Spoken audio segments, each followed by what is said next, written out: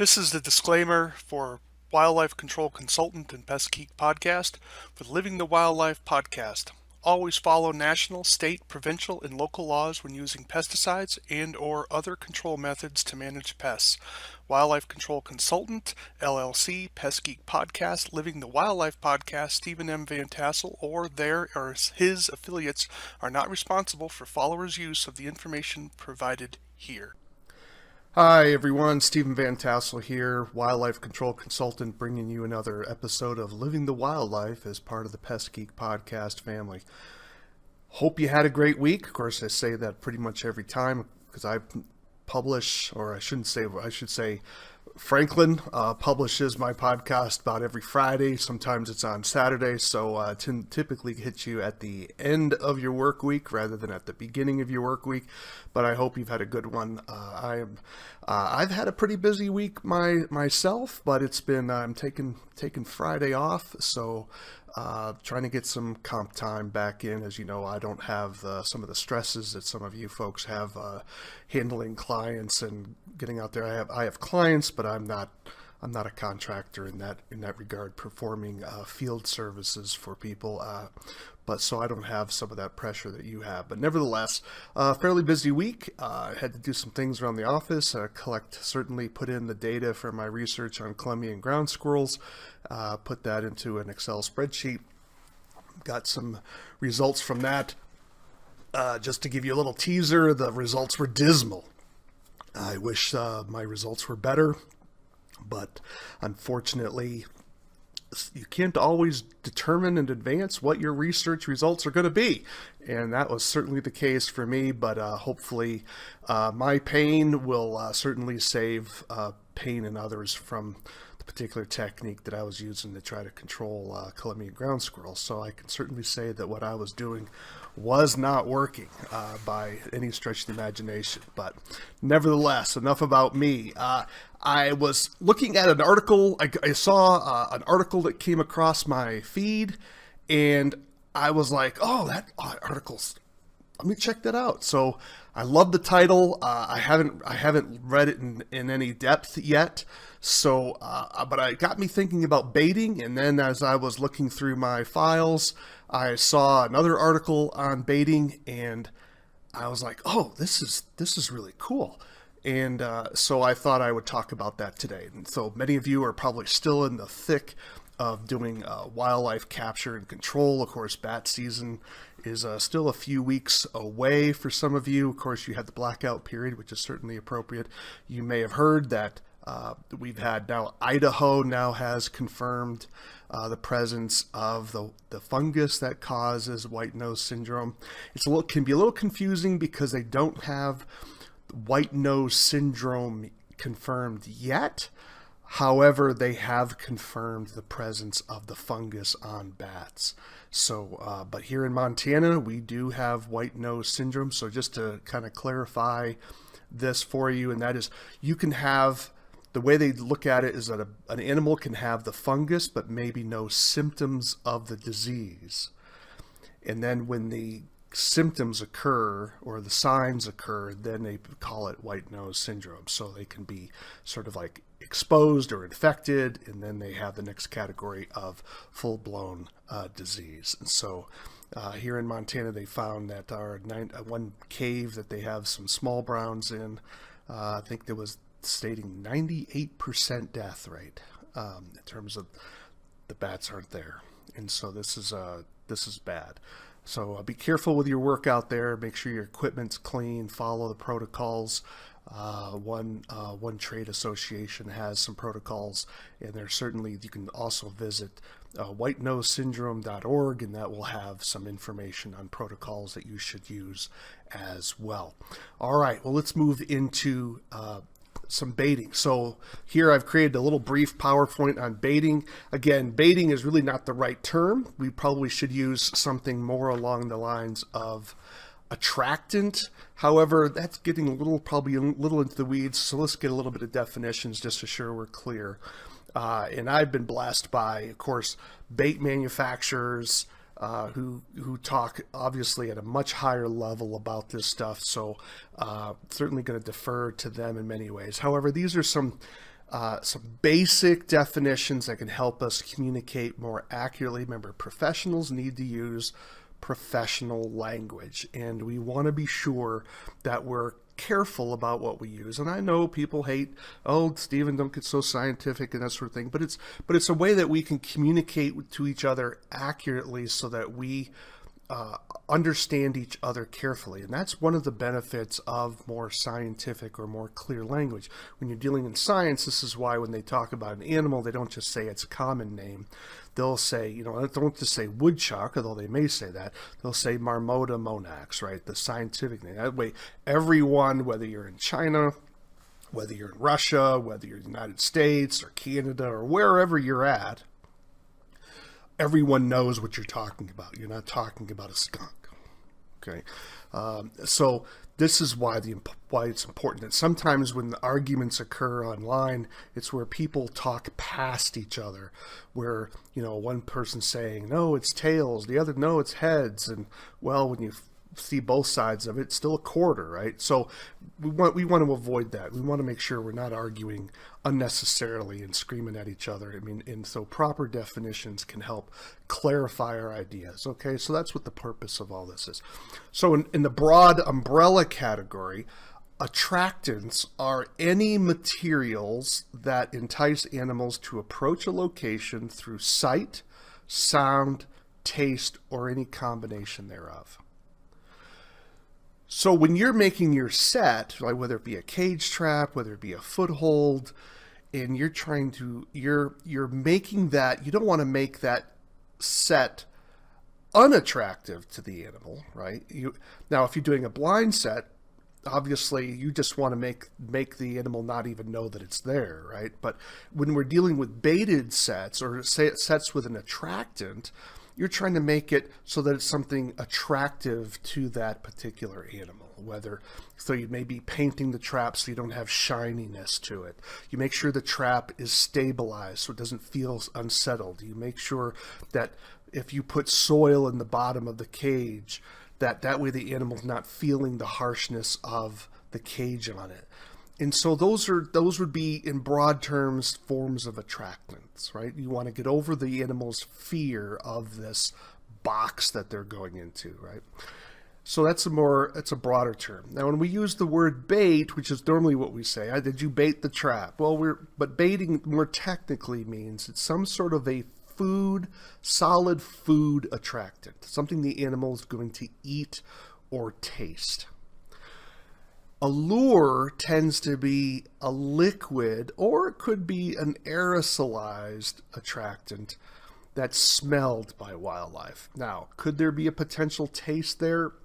I guess yeah, but often that's volatilized. Often there's not a lot left for an animal to get anything on, where a bait is something the animal can like put its teeth on or lick, where a lure tends not to have that characteristic. So lures tend to be liquid, baits tend to be solid, and that's sort of a rough way to understand this, right? So this is just some important terms for that when you're talking to your staff, talking to other wildlife control operators. These are important terms to be sure that you're talking about the right thing. So, but the umbrella term overall is attractants, right? So how can you entice that animal to go where you want it to go, right? So I looked at an article in my files and it talked about activated dirt, and I love that phrase, and I think I'm like, why didn't I think of that? And this was part of the title of the article, and it's the title of the article that I saw was by Brandon Mitchell, Mitchell, and he, in 2016, he wrote an article entitled Activated Dirt Appeal, and it was published in Fur, Fish, and Game. The volume number is 113. Issue 3 was published in March, and it occurred on page 49. Let me repeat that for you. So it's Brandon Mitchell, Activated Dirt Appeal, Fur, Fish, and Game, volume 113, issue 3, 2016, March, page 49. And essentially, he's talking about what activated dirt is. It's when you capture an animal, the soil that is contaminated with the animal's urine, feces, glands, that is what is activated dirt. It's not just ordinary soil, it's soil full of the odors and presence of that particular animal. That is valuable. Believe it or not, it's valuable. And I'm not suggesting that Mr. Mitchell is the first person that came up with this. I'll have some other names that I'll list here shortly. But he did put it in writing, and he pointed out that this soil can be useful in attracting animals into your trap. Now, he was talking primarily in the context of footholds, but I can assure you from personal experience, I've used it on woodchucks, for example, and I found it dynamite. It is, I believe some people even use it without any bait, additional food lures at all. They can just use the soil, which is truly amazing. So what is the role of this soil? What does it do? Well, I don't think we have any scientific proof of what exactly this soil does. However, here's some ideas that I'm just putting together. I'm not suggesting that this is gospel or anything. I'm just thinking that why would this soil be useful as an attractant for your trap? And the three reasons I came up with it could reduce animal fear. That's one of the reasons why if you're doing foothold trapping for maybe carnivores, you're using urine of that animal. Why? Because you're letting the animal know that, hey, Mr. Fox, this place is safe. It's been visited by another fox. Or if it's for a coyote, maybe you're using fox urine. Hey, Mr. Fox, a red fox was here. That's your enemy. You want to check this out because now it could stimulate aggression. Or you could, if it's maybe a female urine, maybe it's like, hey, Mr. Fox, this may be a vixen that's interested in some romance, right? So whatever the reason that this soil works, whatever the reason this activated soil works, whether it's reduce fear, create interest, or stimulate aggression, or maybe it's a combination of all three, it doesn't, in the practical terms, it doesn't matter, right? You just want the animal in your trap. Well, this is probably why this product works. So what are some sources of this material? Well, if memory serves, and I can't swear to it because this has been a long time ago, I believe I first heard of this idea from Rob Erickson, and he now owns a company, I believe he owns it. He's certainly associated with it, called scientificwildlifemanagement.com. He previously owned, I believe, On Target ADC, I believe it was, and he was a bait manufacturer, and he was also the publisher of Wildlife Control Technology magazine, which has since been sold. But he is certainly, I think it would be fair to say, he is certainly a godfather within the wildlife control industry, and he was an early pioneer that helped commercialize this work back in the 80s. And he is still working. He's really moved into some coyote work, but nevertheless, I believe I heard this from him, or it might have been one of the training events where he had a speaker. So giving some shout outs to him and to those that he was associated with. Brandon Mitchell, I've already mentioned him. He was certainly the author of this article. Again, it's March 16th, 2006, March 2016 article on fur, fish, and game, if you want to go look that up. And of course, there are perhaps others who have discovered this on its own. So it's not a secret, but it's certainly something you don't always want to be telling your clients, right? So this is some inside baseball that we want to sort of keep within the trade organization of wildlife control, so that because it is a game changer, and it is one of the tactics that has some real merit to it. I mean, sometimes, baiting work can get a little like alchemy, right? Alchemy was the ancient study of trying to figure out how to turn lead into gold, right? And so sometimes baiting can be like that. Oh, there's a magic bait that's going to make all the animals run into your trap. Well, if you've been around long enough, we just haven't found that yet. We certainly know that there's certain baits that are pretty good, but if your location's off, it doesn't matter. If the animal's not going to smell it. So, but by the same token, we know that this does seem to work, and it gives you another tool in your toolbox to convince that animal to either into your cage trap, into your box trap, go toward your foothold set. Whatever type of device that you're using, it can be useful in that regards. All right. So let's talk about how you would apply the activated soil, activated dirt in your trapping program.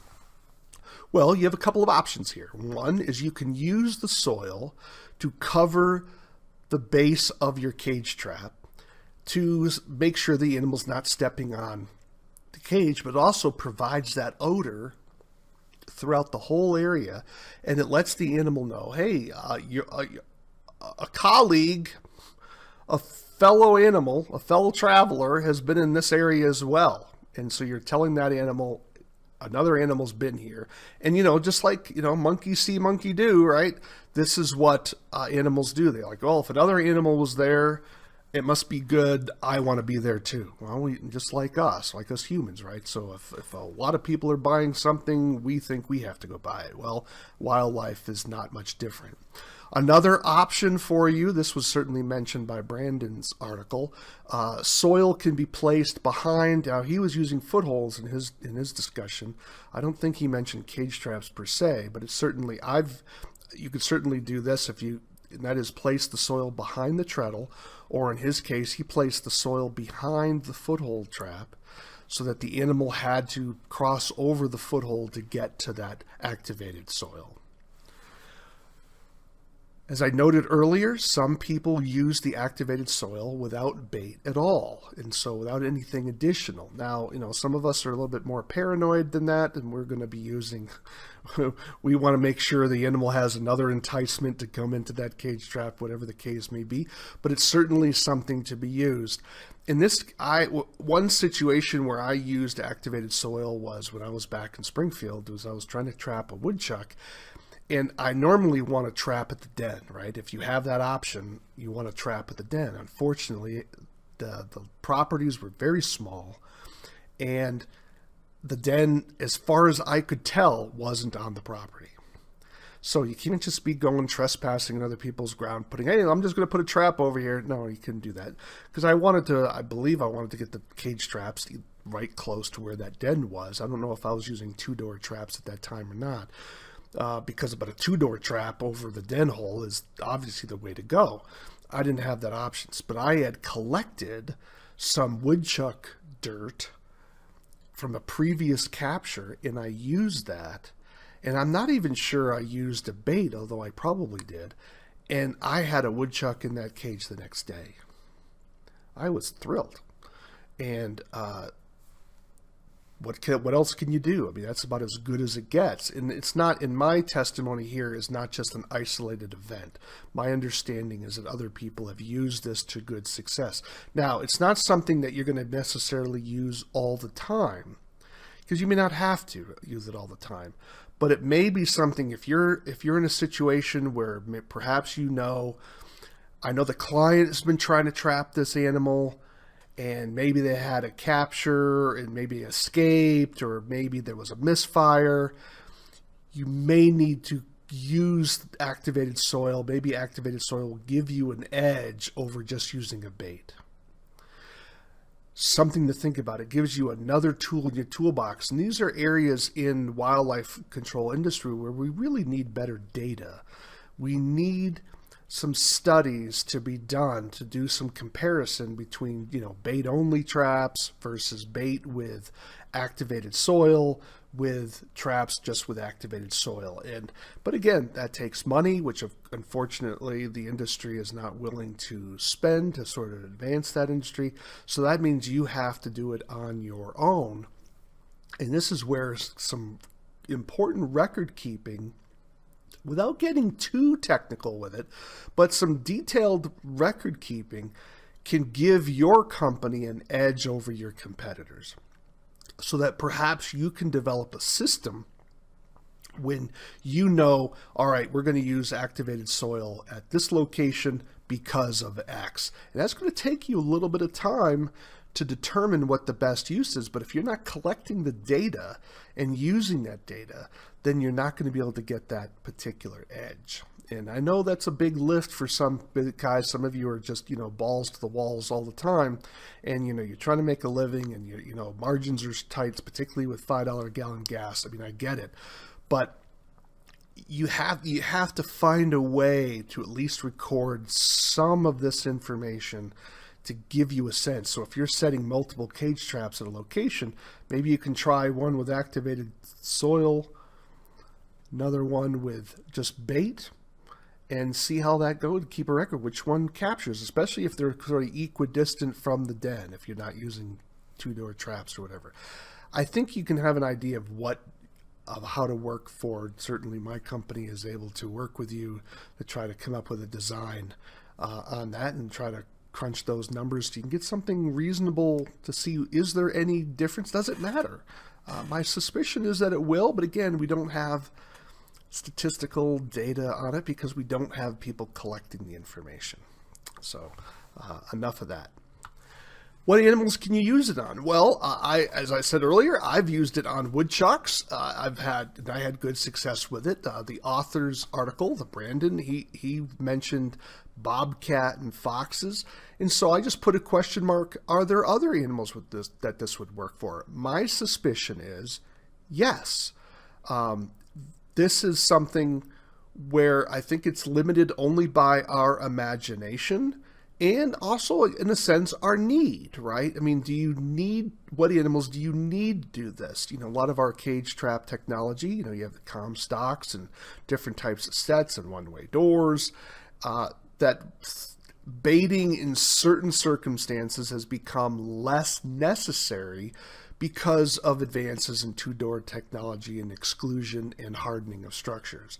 However, for those of you in the market who are still working in maybe more rural landscapes or ex-urban landscapes where you're dealing with wildlife that are damaging maybe crops or damaging gardens, that are not damaging non-structural areas, well then activated soil may still play an important role for you because you're using traps as a primary means of management, where in the structural side, baited traps certainly have taken a hit to two-door traps, the blind sets, and exclusion technology as well. So there's been a little bit of loss there. So this is certainly going to have a limited use for some of you, but perhaps if you are going to be trapping, woodchucks or this sort of thing, you certainly want to consider gathering your activated soil and storing that as a sort of an ace in the hole when other methods just aren't working, or maybe as your primary method. It depends up to your business plan. But I think it's limited only by your imagination, and it's certainly, but I think if you're keeping records, you'll find that maybe it has powerful use, and you may find in some instances that the use of activated soil actually repels other animals. I think it would depend on the species you're working with, but at least you have 3 here, and I'm suspicious that there are others where this would be an attractive element to add to your baiting sequence as well. How do you collect the material? Now, this is something, unfortunately, we have to go on the basis of common sense. We don't have a scientific method of doing this, right? No one has studied, to my knowledge, how to collect activated soil safely, okay? So these are our best guesses, so I'm telling you to be careful. I don't want you to be paranoid. But remember, when we're dealing with soil that's been contaminated with urine and feces, and of course the glands of this particular animal, if they're shedding any gland material, that can contain biological hazards that could be dangerous to you, right? As I've said in some of my presentations, poo is bad. Don't touch that, right? Urine. You may have heard one of my previous podcasts where we talk about urine and listeria, right? I believe that's the right one. Listeria. So these are important infections that can harm us in a very significant way. So treat it appropriately. This is not something to be playing around with, right? So make sure you're wearing your good gloves. Make sure you're using shovels. Make sure you're careful that you don't cut yourself with this contaminated material.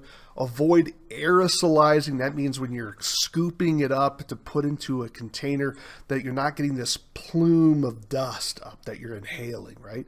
That could be another potential exposure point. Make sure you're watching which way the wind is blowing. That can be hard in an urban area where you have a lot of swirling action because of the way the wind works within the structures, right? So you need to just be careful. I mean, one way you could help reduce dusting is take a spitzer bottle just with plain water and spray it down first to wet that material before you begin scooping it up, right? So just be careful how you're doing it. Be very conscientious. Now, could you go as far as wearing a respirator?